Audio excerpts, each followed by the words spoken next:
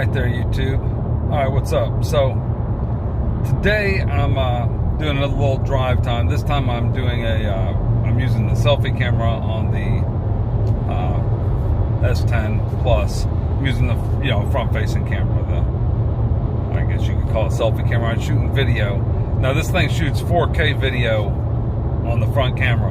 That's kind of nice because I can see myself in the camera, so of course then I get to see how bad I look.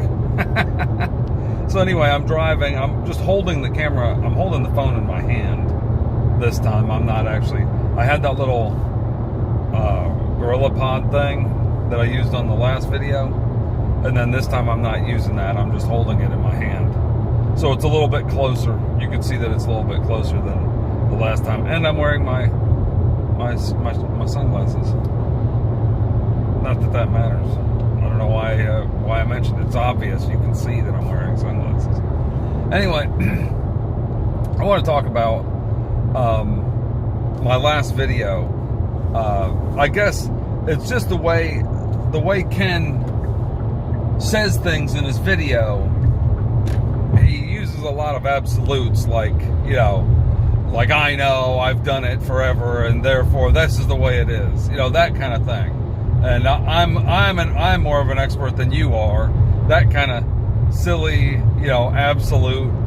If you use this, it's terrible, kind of thing. And I guess that's more about what my video was about. Was more about the things that Ken says that he, like in absolutes. And I don't know if he does it for clicks or whatever, but like he said that the videographers or armchair videographers use IBIS, and photographers that don't know how to hold the camera.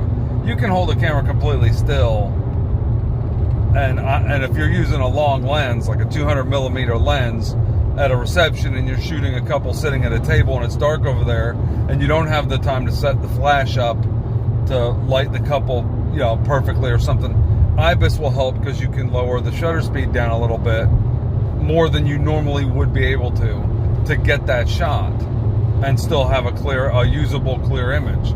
So like I explained in my last video, so I don't think it's as much that you can't, that he's completely trashing IBIS or whatever. It's just more of a clickbaity type of video where he's, bashing little things, giving little jabs to people that do that and saying how he doesn't use video. But if you're using IBIS, he also said that if you're shooting video, you still need a gimbal. Not if you're not walking with it. I mean, if you're holding it still, okay, I'll give you a perfect scenario where IBIS helps, right? And this is from my daily use. Most of the time, if I'm using a camera for video, a DSLR style small body camera, even a bigger one, a video camera, the old school video cameras, even with image stabilization and everything, I tend to put the cameras on a monopod at the very least, a tripod or monopod, because I want absolutely stable shots, right? And I use a Glidecam, Steadicam, gimbal, anything like that for moving shots. If I'm trying to, walk around or follow the couple or something like that. If you've seen my videos, you've seen I do that in some of my videos. I've used gimbals in my videos and, Steadicam type of camera stabilizers of different types in my videos because I use it when I'm walking or moving or something. But if I show up to let's say a bridal room and the bride's getting ready and I'm unloading my stuff and I see I'm there and she's doing something that I wasn't planned, right? Like say her bridesmaids, they're all just in their robes, and they're having a toast. They're about to do a toast, and I just get there right when they're about to do a toast. Now they're not all made up, and it wasn't a setup. They just happen to have their glasses of mimosa sitting around, and they're gonna do a toast. Now I have two options here.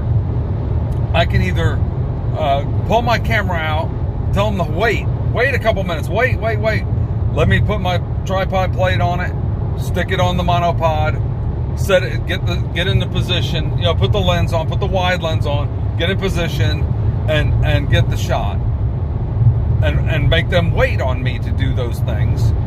Or I can pick up a GH5 with IBIS, or the Z6. The Nikon Z6 has pretty decent image stabilization. I can just pick up the camera, steady it as best I can, and start shooting. And because it has IBIS, it looks like it's on a monopod. It literally looks like it's sitting completely still.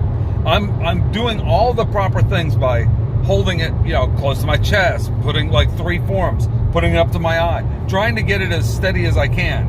But the difference between that and one without any image stabilization, the one without image stabilization, without any IBIS, I'd be like, wait, I got to put it on a monopod, because it's going to be shaky no matter how I hold it, right? No matter how I hold it, it's going to have some shake in it, because there's no IBIS, there's no in-body image stabilization.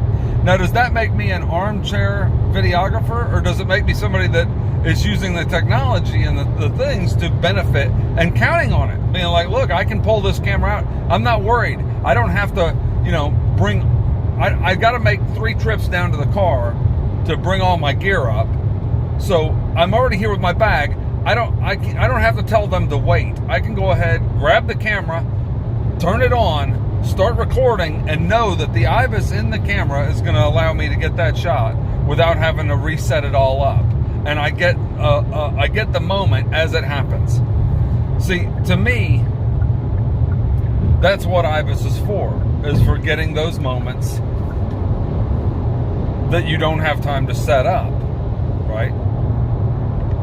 It's getting those moments that you don't have time to set up.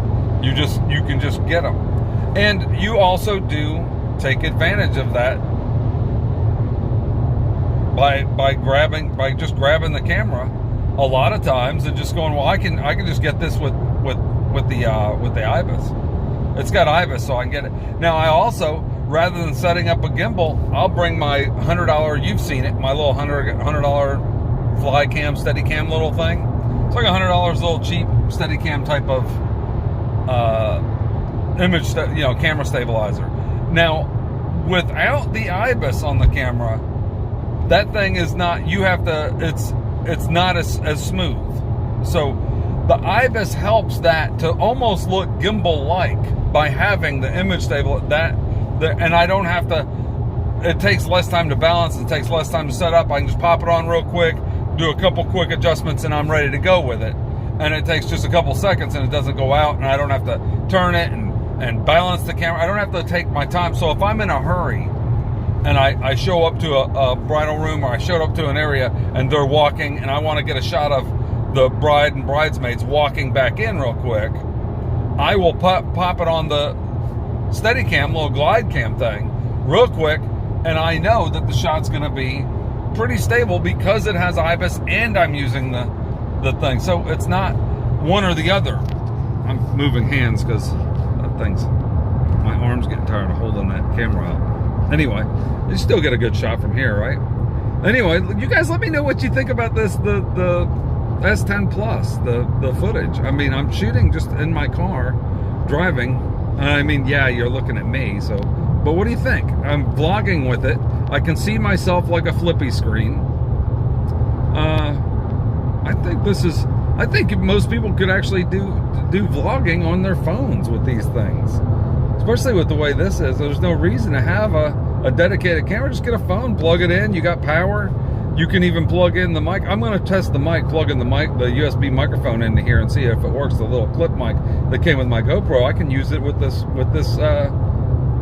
my phone, I think. I don't know if that will work with it. We'll see. I'll try it and see. Anyway, so let me know what you guys think about that, about the uses for IBIS other than as a crutch, because it seemed like Ken came off like making it sound like it's just a crutch, when in a lot of ways I guess you could if you're the kind of person's like, oh, I have to have IBIS because I can't hold the camera steady, then yeah, I guess that would be considered a crutch. But I think most of us that want IBIS want it to augment our already best job that we can do of holding the camera steady, right? We're already holding the camera as steady as we can. We want that extra little bit that helps it a little bit more. It's like saying that vibration reduction in a lens is stupid. It's not. It helps so that you can, I mean, I never saw Ken or anybody complaining about IS or vibration VR in the lenses on Canon and Nikon, in the lenses as being a crutch. No, it's a positive thing to have, because that way you can shoot a little bit slower shutter speed and get a clearer picture, because it's helping to stabilize the image, especially on longer lenses. When you got like a 200 mil, you know, 100 millimeter or greater lens, even at 85. I saw that there's a wedding photographer in Canada, I think it is. He's Tony. I gotta look at him. I'm sorry, I forgot his name, but I watched a lot of his videos. He shoots with Nikons and he shoots that stuff, and he used that new Tamron SP 85 1.4 1.8, whatever that one is, that new Tamron lens that has image stabilization, and it's an 85. He's like, oh, I didn't think you need image stabilization with an 85, but this thing is fantastic. And this is a photographer. He said, but this thing's fantastic because it allows me to get some shots that I would not otherwise be able to get, because it's image stabilized and I'm able to go at a slower shutter speed. He says it right in his video. Now, there's a guy that's a professional that's shooting with it all the time, and I don't think he's using it as a crutch. He's just saying that the image stabilization helps. So in the same way that VR, vibration reduction or image stabilization, helps in a lens, IBIS helps built into the body. So even lenses that aren't image stabilized, don't have vibration reduction, benefit from the in-body image stabilization. I don't understand any argument that would be against that. And I could see arguing that, you know, don't use it as a crutch. Don't use it as like, oh, I have to have this, otherwise I can't shoot. Because that, I don't know if I've seen anybody saying that, because I want to shoot video. Well, my Huawei Mate 20 or Mate 9 shot perfectly good video, and my cameras shoot perfectly good video. It's just this shoots a little bit better video. So I don't know. What do you guys think? Give this video a thumbs up if you liked it. Thumbs down if you don't. And what do you think of this format? Me shooting my videos, my vlog things here on my phone, and just posting directly like that. I mean, do you really care how great a vlog looks? Does this look good enough? You know, maybe a vlog video looks good enough just shooting with a phone. Maybe you don't need, you know, a $2,000 camera in front of you to shoot a vlog. Like I posted before, do you really need a $2,000 camera over, say, a web camera, or over a, you know, a simple cell phone camera? Do you need that? I don't think you do. I think this does the job just fine. Anyway, holler at me, shout at you later, thumbs up, you know, hit the notification bell if you want to see more videos and be alerted when I post more. I think the subscription thing doesn't really work that great, but I'm almost up to 2,000 subscribers, so or I might already be up to that now. I don't know. Anyway, holler at you later. Talk to you later, YouTube. See ya.